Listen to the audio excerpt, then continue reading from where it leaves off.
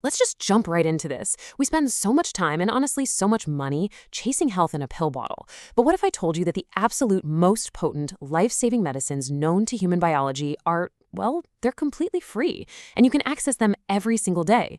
In this explainer, we're going to completely rethink what light, heat, and even forgiveness actually do to our cellular health. Okay, let's dive into this. We're starting with a medical mystery that is going to fundamentally shift how you view healing. Picture this, a 15-year-old boy in a Minnesota hospital. He's been diagnosed with lymphoblastic leukemia, a really aggressive blood cancer. Because of the chemotherapy, his immune system is totally wiped out, and a terrifying flesh-eating fungal infection takes hold in his lungs. The stakes here were literally life and death. Conventional medicine had reached its absolute limits. To try and stop the spread, surgeons actually had to remove his entire left lung. But the infection didn't stop. It just moved right over to his remaining right lung. Every single high-powered antifungal drug they threw at it completely failed. So the doctors brought the family together for one of those devastating conferences. There was nothing more modern medicine could do. They gave this fully alert 15-year-old boy a maximum of just 2 days to live. Faced with the very end of his life, he made one final request. And his dying wish wasn't for some experimental treatment or a specific drug. He simply said, "I want to go outside." Knowing he only had maybe 48 hours left, the hospital staff moved heaven and earth for him. They rigged up his oxygen, put his entire hospital bed on wheels, and literally pushed him out onto the veranda, right into the sun. And here is where the absolute impossible happened. They were not trying to cure him, right? But on day 1, outside, his white blood cell count actually started to drop. By day 2, he needed less and less oxygen. And by day 5, get this, he was completely off the heavy breathing machines. The doctors were totally baffled. A CT scan showed that, miraculously, 60 to 70% of the disease in his right lung had just vanished. They changed absolutely nothing about his medication. The only intervention was outdoor light. Part 1. The myth about sunlight and what lies way beyond vitamin D. Now, what's really interesting about this slide is how it shatters a massive lie we've been told for decades. We always hear the sun is basically a deadly laser that just gives us vitamin D, right? Notice the contrast here. On the surface, shortwave ultraviolet B rays hit your skin to create that vitamin D. But there's a whole other side to this. The sun is also blasting us with invisible, long-wave infrared light. Think of it like the deep bass from a stereo that travels right through your walls. Infrared light is the deep base of the sun. It penetrates your clothes, your skin, and travels up to 8 centimeters deep, directly into your internal organs. So what exactly is that infrared light doing 8 centimeters deep inside you? Well, it's interacting directly with your mitochondria, the powerhouses of your cells. Think of your mitochondria like a car engine. As it produces energy, it generates some serious heat, which biologically we call oxidative stress. Now, if an engine runs hot without a cooling system, what happens? It breaks down. In our bodies, this microscopic overheating leads to cellular dysfunction, rapid aging, and severe disease. But every engine needs a coolant, right? Your body's subcellular coolant is actually melatonin. Now wait a second, isn't melatonin just that hormone that tells your brain to go to sleep? Well, here is the huge biological mix-up. Yes, brain melatonin circulates at night, but there is a completely separate type of melatonin produced right inside your mitochondria during the day. It doesn't make you sleepy at all, it acts as a highly powerful antioxidant coolant. And the kicker here? This cellular coolant is directly triggered by that deep, penetrating infrared sunlight we just talked about. The implications of this are absolutely staggering. Look at this data from a massive 20-year Swedish study of about 30,000 women.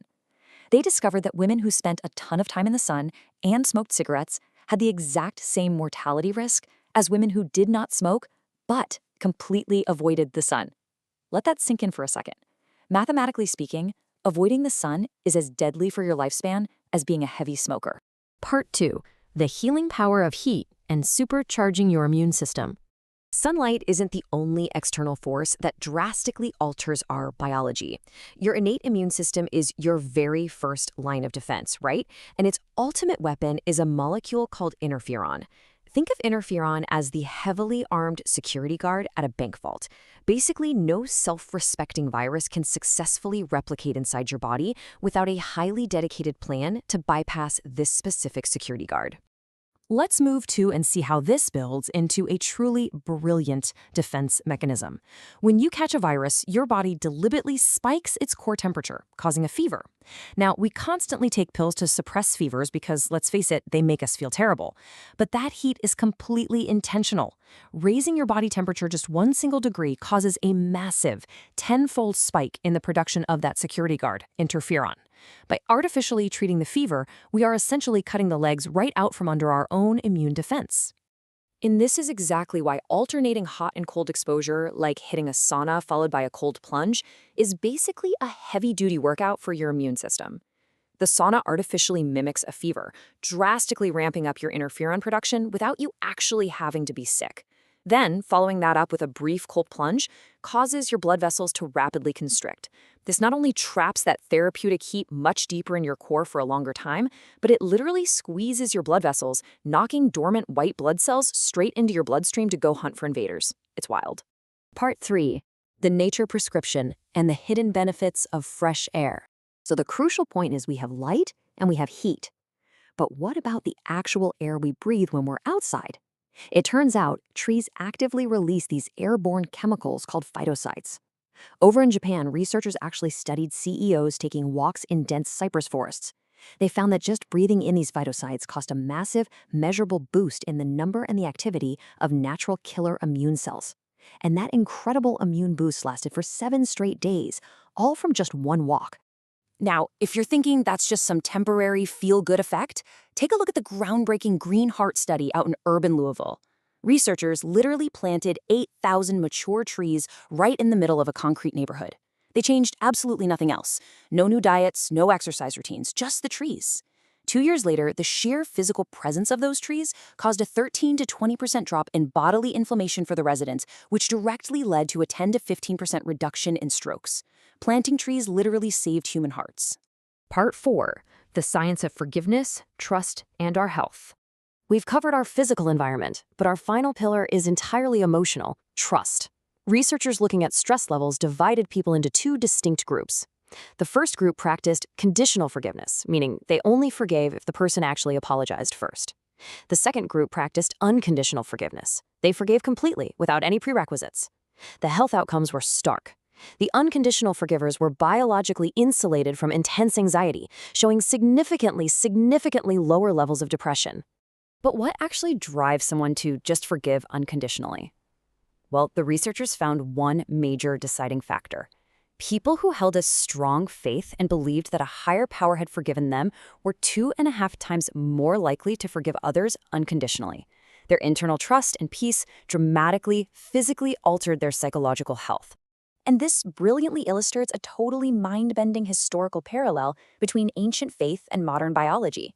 Consider that ancient biblical text claiming your body is a temple.